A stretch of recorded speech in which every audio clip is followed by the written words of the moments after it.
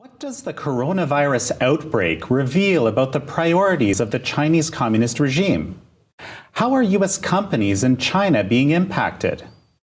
And how does all of this intersect with the Chinese regime's extensive influence operations in the U.S.? This is American Thought Leaders, and I'm Jan Jekielek. In this episode, we'll sit down with political commentator and China analyst Gordon Chang, author of The Coming Collapse of China. You can see him on his Twitter handle at Gordon G. Chang. Gordon Chang, such a pleasure to have you back on American Thought Leaders. Thank you, Jan. So, of course, big topic of the day is coronavirus. And actually, there's been a lot of, debate or discussion in the last few days about the origins of the coronavirus. As you know, Senator Tom Cotton has weighed in, and there's been a lot of discussion around what he said. Why don't you give us your take? We don't know the origins of the coronavirus. And we're not going to know for quite some time, Jan, because the Beijing government is preventing everyone from finding out. So, for instance, the CDC, the Centers for Disease Control and Prevention, they're not allowed into China. Also, the World Health Organization, they do have a team there now, but they're going to peripheral areas in China. They're not going to any place in Hubei province, the center of the outbreak. They're not going to Wuhan, the epicenter. And so, anything right now, I think, is open. When Senator Cotton says, we don't know, that's absolutely right. And that means when you don't know, you can't rule out. You can't rule out, for instance, that this was a release from the Wuhan Institute of Virology, that P4 biosafety lab. So, right now, I think Senator Cotton is absolutely right about this. So, in general, there's also been a lot of discussion about the response of the Chinese Communist government, Chinese Communist regime to all of this, and especially around, the priorities it has. And I know you've had a lot to say about that. Give us an outline, please. Well, the time frame is really very damning. We know that the first patient was diagnosed somewhere around December 8th, maybe earlier. There have been a few indications in the last couple of days it might be earlier than that December 8th date. The first public announcement from Beijing was December 31st. It was low key.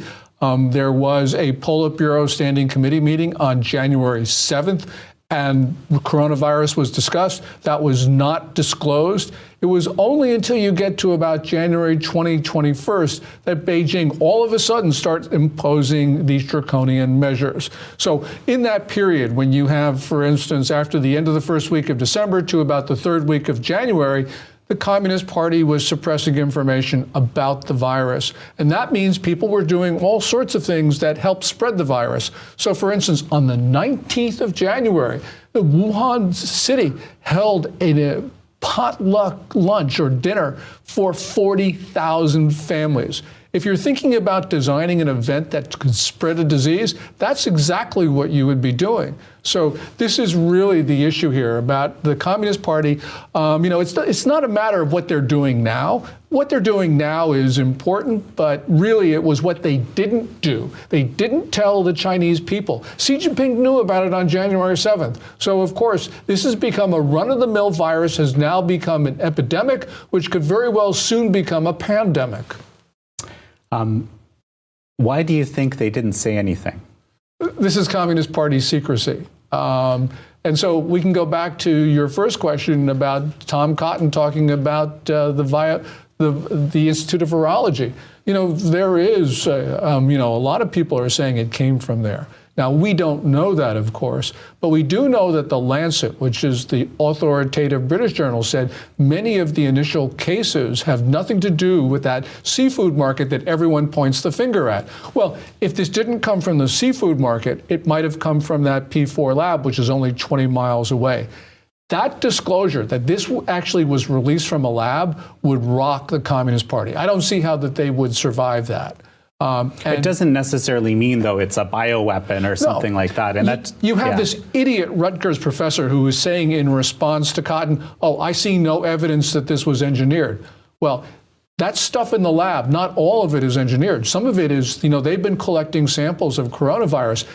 You have that couple in Canada who were caught. They were sending coronavirus samples to that Wuhan lab. So it doesn't mean that everything there was engineered, but it does mean it could have come from that lab. So what do you see as the impact of all of this? I mean, you've been talking recently about the kind of economic impact, both on China, but of course that's very tightly related to the US and the world too. Right. Yeah. Well, there's so many things going on. If you start from the official statements, you have all sorts of state economists are saying, oh, China's growth this quarter will be no less than 5%. Well, that's absurd, because first of all, China was growing nowhere near 5% during this, before the announcement of the outbreak.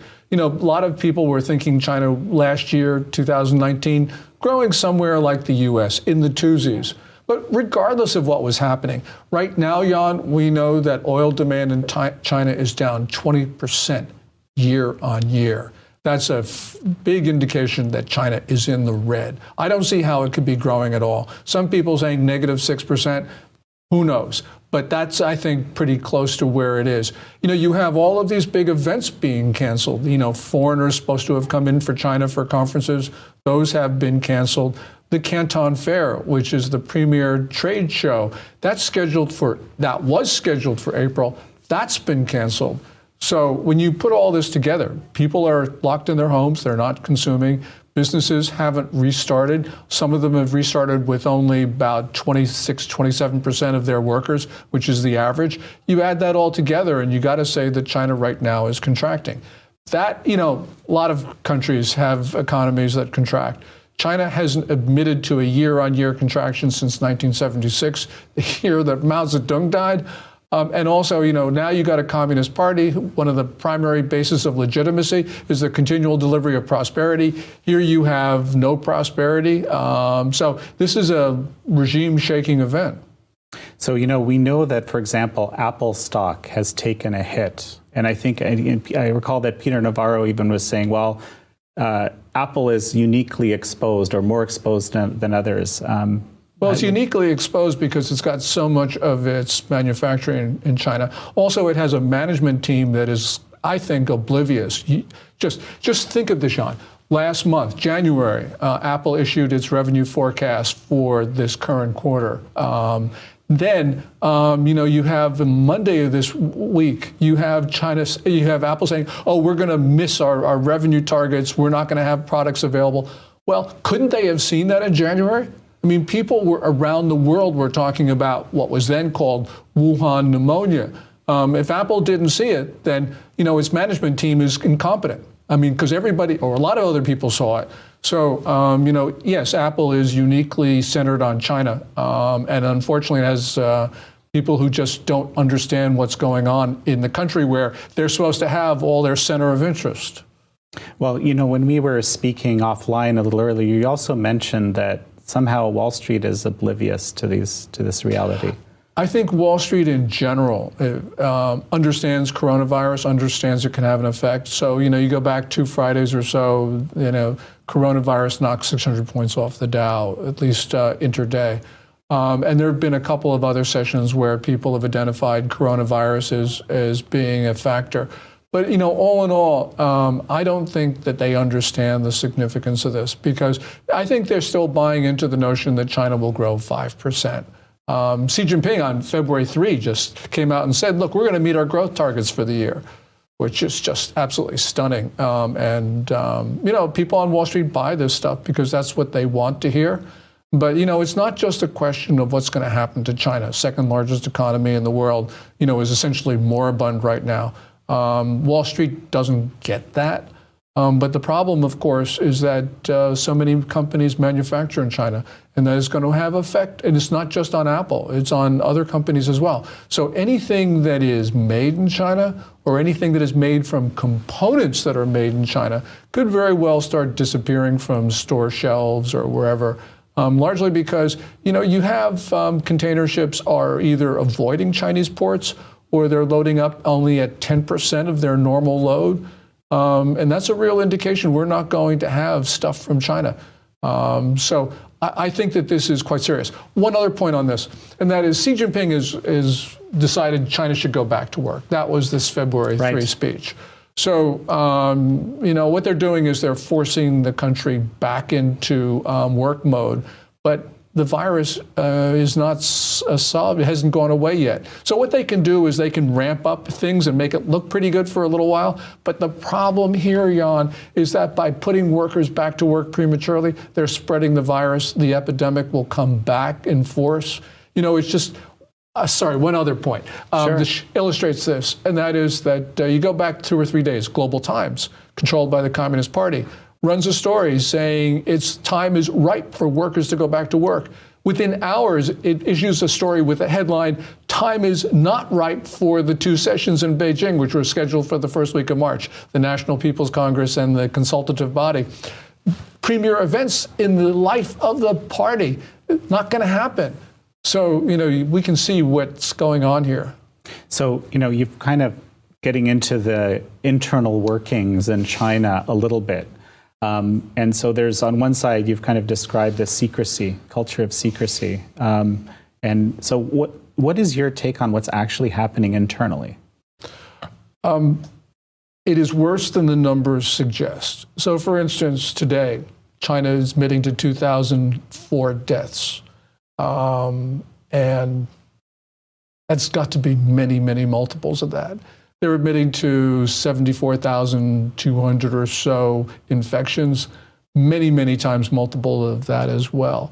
And we're starting to see this just from what the party is doing. Now, we don't know the dimension of this, obviously much worse, but we really don't know because all of our information, or much of it, comes from Beijing. Because, Xi Jinping, he's trying to control the narrative. He's putting more emphasis into that than into ending the disease. And by the way, those 2 goals undermine each other. You can control the narrative, but to do that, you end up doing things which spread the disease. Or if you end the disease, you can't control the narrative. Xi Jinping has decided to control the narrative. So that makes it difficult for us to know with precision the number of infections, number of deaths, all sorts of things. But we can see what the party is doing. And that's inconsistent with this idea that the disease is subsiding. Well, and it's, I think you were mentioning the WHO a bit earlier, and it's bizarre that, the WHO is obviously like highly cooperative with the Chinese Communist Party. That's a very, very diplomatic way of putting it. Well, they haven't been allowed into the epicenter, ostensibly the epicenter, right? As far as I understand it. They haven't. Right? They're going to Guangdong, they went to Beijing. They're just going to, they might as well be going to Iceland for all this. This is just ridiculous. And the World Health Organization sees it's more important to support communism in China than it is to end this disease. And this was evident, you go back 2 weeks when they refused on 2 occasions to declare this to be a global health emergency. And finally, they get around to doing it after this starts to spread outside. And then you have the Director General of WHO saying that China's response shows the superiority of communism. I think the world would be better without the WHO. They can take some of the staff functions and give them to someplace else. But the WHO, on balance, has been undermining the world's response to the coronavirus. It is then, I think, being a malign factor because it's not doing what it's supposed to do, and it's allowing it's basically encouraging China to do irresponsible things. And so that's really wrong. I think the WHO Director General should resign. I think the organization should just disband, send the staff functions, the technical stuff to other places. But really, this is creating a very bad situation, not just for the Chinese people, but for people outside. I tried to put myself into the head of someone that might be, running the WHO. Presumably, you don't want to go access. there. You do not want to go there. But how do you, with a regime like this, that basically, let's say functions the way it does that we know, but presumably you need to have access. If you're going to be the WHO, how could you function without access to 1.34 billion people? Right. I mean, I'm not necessarily taking the side, but how are they? You said that they're behaving irresponsibly, encouraging Beijing to behave irresponsibly. How is that? Well, just to go to your other point. Yeah. They don't have access to this. Mm-hmm. Yes, they're in country finally. well after the outbreak was known, and they're cooling their heels in places which are not important for the investigation of the virus. Right. So they might as well not be there. They don't have access. And, and I can understand what you're saying, that, if you're the Director General of the WHO, or if you're the President of the United States, you can't go and maybe criticize Xi Jinping, because that's the way people think. Because you need to get their cooperation. But the problem is, with the statements that we have heard from the WHO, from the White House, I think that they mislead people in the world into thinking that China is actually handling this when it's not. And Xi Jinping hears this and he says, oh, everyone's afraid of me. I can do what I want, no matter how irresponsible or dangerous it is. So that's why I think that the WHO, on balance, has been a negative factor. It has helped China take positions that ultimately end up in spreading the virus. And we see it now. There are 1,000 infections outside of China. I'm not saying that there would have been no infections if the WHO had been moving faster, had been more responsible, but maybe they wouldn't have been so many, because you got to remember that a lot of people left China while the WHO was dithering on the sidelines, right, and getting countries not to move as fast as they could have. So this is a political problem. It's a Beijing political problem, and it's a problem in multilateral organizations. To your point, from what I understand, while this wasn't disclosed, 7 million people actually, before there was a lockdown on Wuhan, 7 million people went traveling. So it's hard to imagine how the infection wouldn't spread with 7 million people traveling. To your point. So do you think that, let's say this isn't working for the CCP very well right now, right? And I think that the evidence shows that. Right. Do you think they can change to become effective? No. Communists are communists. That's an unfashionable view.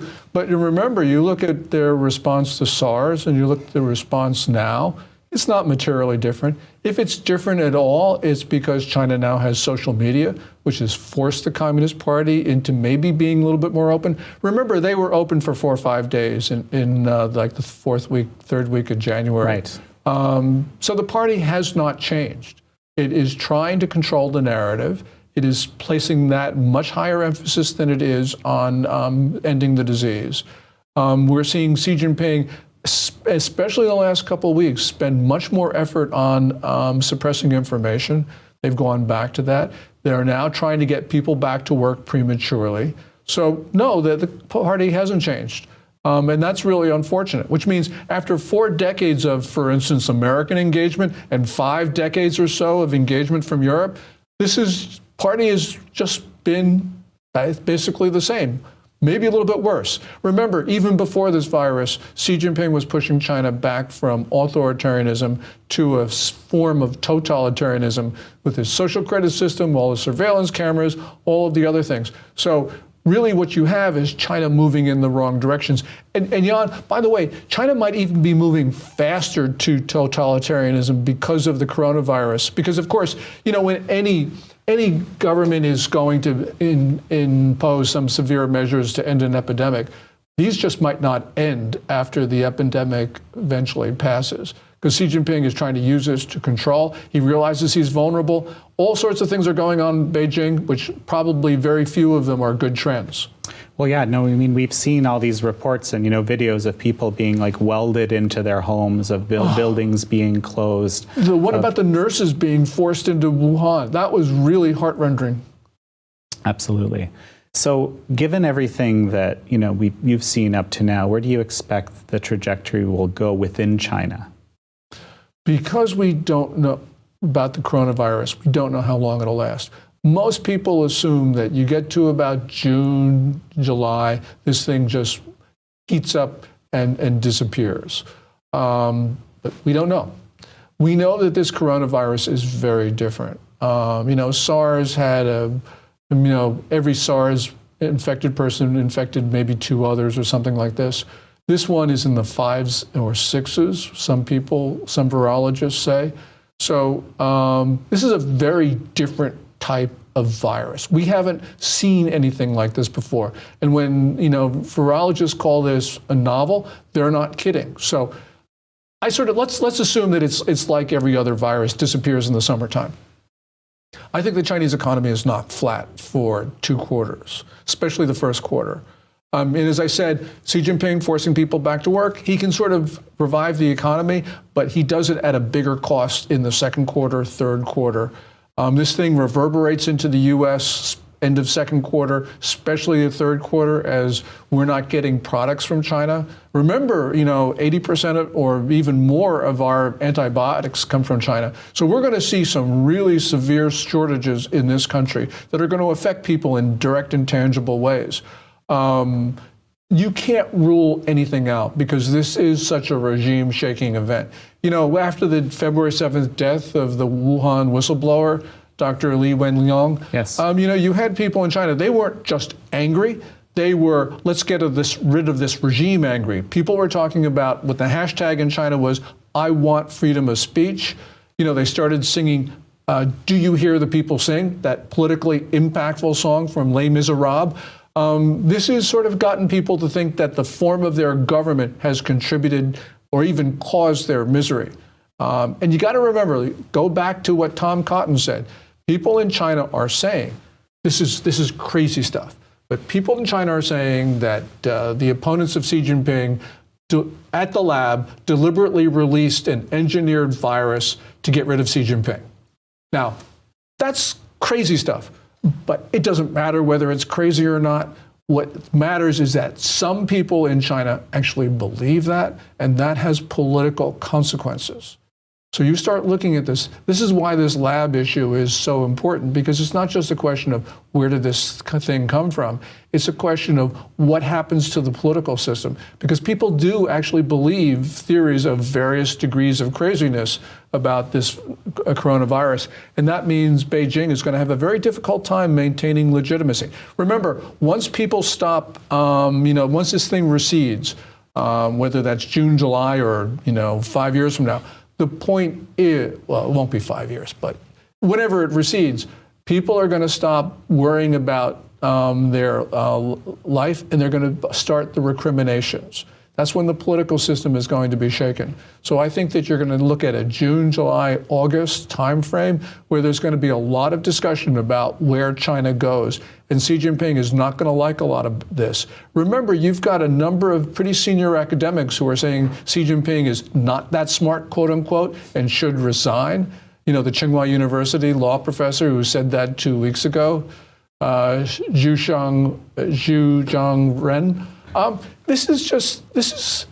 This shows people are no longer afraid. And when people are no longer afraid, when they feel the safety in numbers, anything, Jan, can happen.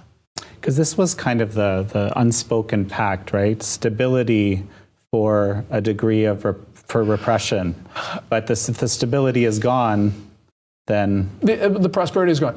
Well, people say that, and I can sort of see the basis for that, but really it's like the Communist Party just forced people to not express themselves in the way that they felt. So it was not so much like a bargain, it was more or less like you have no choice. And that's, of course, that's the way people aren't going to stand up and say, this is how I feel in the middle of Tiananmen Square or whatever. But when people lose their fear, and people lose fear for a lot of reasons. We had that video of that woman in the room in Wuhan, 367,000 views yesterday, where she calls for the end of the Communist Party. Right. She calls for the independence of various parts of China, which is really just striking. But she is angry. And the reason why that's impactful is not that one woman is going to be able to bring down Xi Jinping, at least today or yesterday. But it's very well at a point where a lot of people say, yeah, that's how I feel. I'm not putting up with it anymore, especially because the economy is falling apart and these communist idiots are mismanaging my China.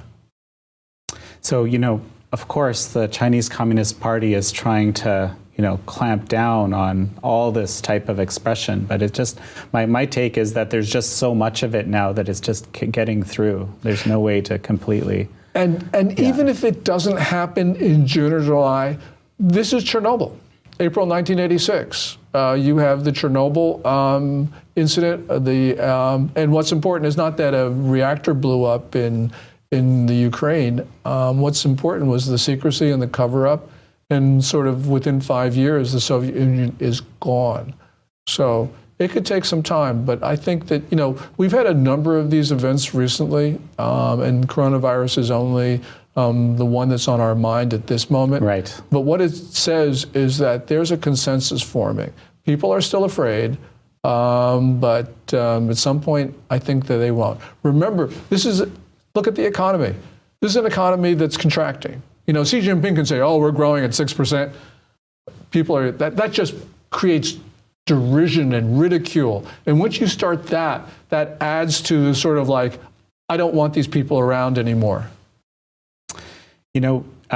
To the point of trying to maintain secrecy at any cost, just I think today or yesterday, the CCP basically expelled 3 Wall Street Journal journalists because ostensibly of an article I think it was titled The Sick Man of Asia, basically. But of course, these journalists had nothing to do with that particular article. Now, there's a bit of an irony here to me, too, because I checked, and the Wall Street Journal still carries this paid propaganda from the Chinese Communist Party, the China Watch column in its pages. But this is the first time since '98, from what I've read from the Foreign Correspondents Association. That someone's been actually expelled. That someone's been actually expelled. Typically, they just let their visas run out and they don't renew them. But what do you make of this? This is important for one reason. Expelling the 3 journalists makes no sense for Beijing. When governments do things that make no sense, you have to ask what the devil is going on. And I think what you have is a political system at the top which is lashing out and doing things that are only going to hurt it. China needs the cooperation of the world right now. So what is it doing? It's making it difficult for the United States to cooperate with China. So I worry that Xi Jinping can lash out. Remember, this is a guy who has changed the Chinese political system, moving it from a consensual system to essentially a one-man dictatorship. Sorry, Mike Bloomberg, but yeah, it's very close to a one-man dictatorship right now. And by doing that, he's done a couple of things. One of them is he's gotten rid of the rules, the norms, the institutions, the guidelines that guided the party, that sort of kept things on an even keel. And by doing that, Xi Jinping got rid of those because they inhibited his accumulation of power. But by doing that, he's also gotten rid of the safety net. Those rules, if they were still in place, would have protected him. So, Xi Jinping, people say, oh, Donald Trump, he's got an election every 4 years. So that's a good system because Xi Jinping right now has an election every day. He's got an election every hour because if people decide to get rid of him, he's gone because there is no institutional safety net for him anymore. And by the way, as people point out, you accumulate great power, you accumulate great accountability. You have a more and more difficult time saying, oh, it was these foreigners or it was somebody else causing these problems. So I think that what you essentially got right now is a desperate strongman at the center of the Chinese political system right now who is flailing about, who worried about being alive tomorrow, and he can do anything. Because if he's dead, it doesn't matter that he kills a lot of other people, including Americans. Because if you're dead anyway, you might as well roll the dice because that way you have a chance of actually surviving.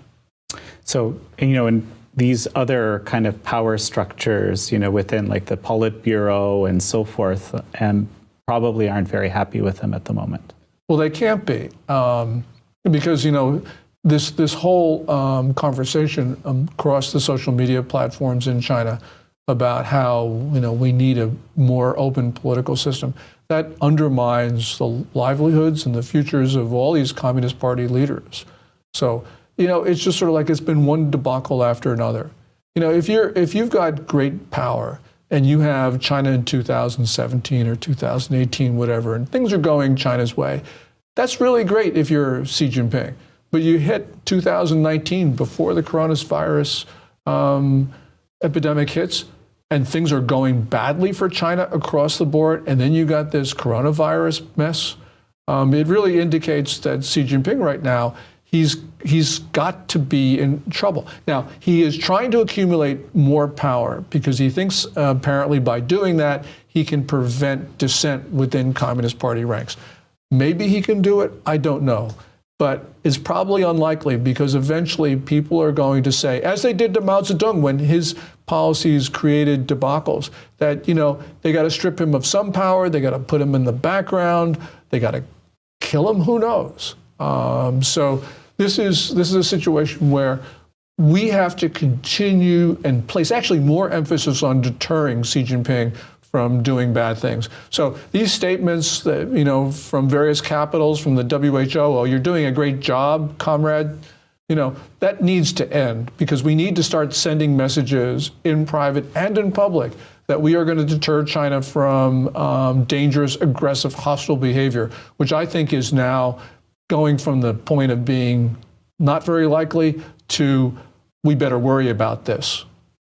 So, you know, it's interesting that you say that because, I mean, of course, 2019 and maybe even a few years before that, sort of the way that a lot of people have handled China, especially the U.S. government, has changed quite a bit. You know, I'm thinking as we are seeing these journalists expelled for the first time in 8 years from China, we're also seeing the 5 major CCP propaganda organs. They call themselves news organizations like the China Daily and Xinhua, the Xinhua News Agency, you know, officially the propaganda arm of the Communist Party, being called out as the propaganda arm of the Chinese Communist Party.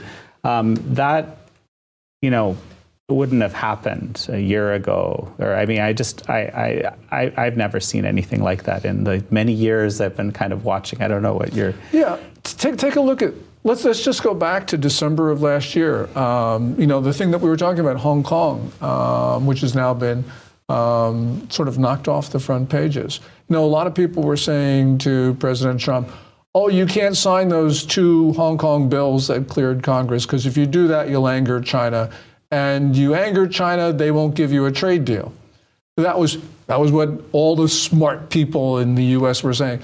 Well, you know, the problem was that the Chinese heard that too, and they were saying, oh, this is good, you know. All we have to do is say, you know, to propagate this line further, and, you know, Trump's not going to do anything bad to us. Well, Trump said no. He signed the 2 bills in December, and what happened? Well, the Chinese signed the trade deal anyway on January 15th.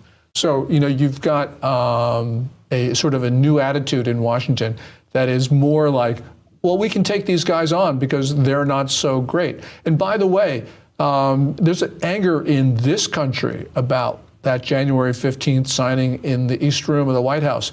The Chinese knew about the coronavirus epidemic, and yet they sent this big trade delegation, put them in the same room with, you know, a good portion of the U.S. leadership, putting them in the possible infection. And by the way, this was not just the U.S. The Chinese sent this delegation to Davos. So at about the same time, the Chinese knew about the outbreak. And yet they did this. It was grossly irresponsible. They exposed all sorts of people to the coronavirus. And it's now starting, people in the U.S. are starting to say, hey, this was really bad. So I think you're going to see a much different posture towards Beijing. You know, it's sort of like, we're going to no longer say, oh, we can't afford to irritate the Chinese. We can't sign these Hong Kong bills. We got to do everything possible to make them happy. People are starting to see that way of thinking is absolutely 100% wrong. You know, and to your point, you know, I was watching the Munich Security Conference, you know, and some of our reporting around there, and it's really, it's been unusual. I know you have something to say, so I'm going to get you to talk to you in a moment. I'll restrain myself. No, but there are actually some very significant things. For example, I understand that Nathan Law spoke, who's, you know, the founder of the opposition party, one of the big opposition parties in Hong Kong. I don't think that anything like that ever happened before. Mark Zuckerberg was there speaking and said some very harsh words about freedom of speech vis-a-vis China and how we That's don't after sucking up to Xi Jinping. Yeah. Right. Well, I mean a year ago. To his credit, it's a big change of popularity. I mean, 180 as far as I can tell. And then, of course, you know, Mike Pompeo speaking, and it's a different field. But tell me what you were thinking too, please. Yeah. Sorry, I just can't wait. You see the 2017 National Security Strategy, which ditches the words of China being a partner and a friend and starts talking about it as a rival, a revisionist power. And it does that in connection with Russia as well. And then what is really striking, in October of last year, you have both Secretary of State Pompeo and Vice President Mike Pence give speeches on China, which are very different in tone than you've ever heard from a U.S. official. At least you have to go back to the Eisenhower administration and to Dulles to hear things that are similar. And what Pompeo said during his speech, which was at the Hudson Institute, he said, look, I'm going to give a series of speeches that are going to define American policy toward China. And you have to start to think, this is sort of like our version of the 1946 long telegram and the 1947 X article, both from George Kennan, the State Department, that really changed the paradigm of our thinking about the Soviet Union. So what Pompeo and Pence have been really doing is just changing the way Americans think about China. And one other thing, Arthur Waldron, who you know, you've interviewed him, says that the Chinese need to start thinking about today as like the Battle of the Wilderness in 1864 during the American Civil War. That was an indecisive event near Fredericksburg, Virginia. And the Confederate generals all expected Ulysses S. Grant, who was just the newly named commander of the Union Army. They had expected Grant to turn north, back to the safety of Washington, D.C. And the reason why they expected him to do that was every other Union general did that after an engagement with the Confederates. What Grant did was, instead of turning north, to the cheers of Union soldiers, he turned south, began a series of ferocious engagements that within a year led to the defeat of the Confederacy. That was what's known as Grant's turn south. That's a change in thinking. And what Waldron says is that if the Chinese want to know American mentality at this time, they should study the American Civil War, Grant's turn south in 1864 after Fredericksburg. That explains what's going on in America right now. That's absolutely fascinating perspective. We'll have to talk to Arthur more about that. What a mind. Yeah, all of us just convey the brilliance of Arthur Walsh. So, Gordon, the thing that actually jumps to my mind right now is that one of the things that America is kind of discovering, seemingly this year, is the level of influence that the Chinese Communist Party has had here in the U.S. And of course, this is, this new guideline from the State Department about these 5 media being called what they are, propaganda organs, and actually designated as missions, of the Chinese Communist Party or of China, speaks to that. But we're learning about Yale and Harvard, for example, having hundreds of millions of undisclosed funding. The Department of Education, yes. Over a course of like 2 years, for a period of 2 years, found $6.5 billion of payments from China that were not disclosed by American educational institutions, including the aforesaid Harvard and Yale, but also including a lot of others. Those are astounding numbers. Yeah, I mean, it's not just China. I mean, there's Saudi Arabia and Qatar in there, but it shows the influence of China. You got the Confucius Institutes. You have all sorts of funding.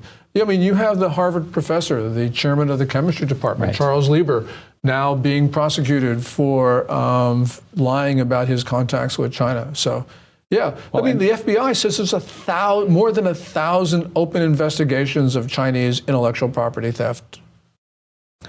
So how big, in your view, from your vantage point today, is that level of influence today with this turn south that you describe? Yeah, I mean, China still has its Charles Liebers all over the place. It's got a lot of spies. And it's got Henry Kissinger. Is his name Lucifer? Yeah, Lucifer. Henry Lucifer Kissinger. But I think they don't have the influence that these guys once had. And the reason is that, first of all, you got a very willful president. And although he says some China-friendly things from now and then, which distress the hell out of me and others, it's nonetheless, you have someone who is just not going to listen to the smart people in New York and Washington. So I think that that's really important. And so China, I think, is on the way out, at least now. It could change. I mean, it could have a Biden or a Bloomberg who have really very pro-China views. But nonetheless, I don't think either of them is going to be president of the United States. And we're at a point where even across the American political spectrum, there is this real concern about China. Remember, it's not just Trump, it's also the establishment wing of the Democratic Party. So it's House Speaker Pelosi, it's Minority Leader Schumer. These people are actually tougher on China than Trump. Now, of course, you got a lot of Democratic Party candidates who just want to criticize Trump, and so they take Beijing's positions. But I think that even if one of them does become president, we're going to see that they're going to be pushed by the American people in ways that are going to be more realistic about China. We're going to have a we're going to have a frank conversation about it. And a lot of the things that China has done over the course of decades, including stealing hundreds of billions of dollars of U.S. intellectual property a year, just will no longer be tolerated. Well, there have been these voices all along, like yourself, actually House Speaker Pelosi, to her credit. I remember 20 years ago, against most favored nation status, vociferously against. She's an inspiration to many, many people, including me. Yeah. There is this bipartisan consensus, it seems, for sure. At the same time, we're seeing a lot of pushback, right? There was this, for example, open letter from however many intellectuals, I can't remember, some months back, which I was stunned by, frankly. I don't know if you remember that. Yeah, of course, on the Section 301 tariffs. Yes. And this is the ultimate question. So you think that the voices of reason around China are going to prevail here, the way things are going? Yeah, I believe so. And and it's not like we Americans are smart. So we're not. But China will push the U.S. It'll push other countries in directions where they don't think they want to go. And I think that delegitimizes a lot of the pro-China voices. So I think it's not because I do think at least ordinary common Americans have common sense. That's not true in certain urban centers on the East Coast. But nonetheless, I think we're moving in a better direction because Beijing, under a very hostile, belligerent Xi Jinping, will push us there. So any final words before we finish up? Oh my gosh. This is your chance. Yeah.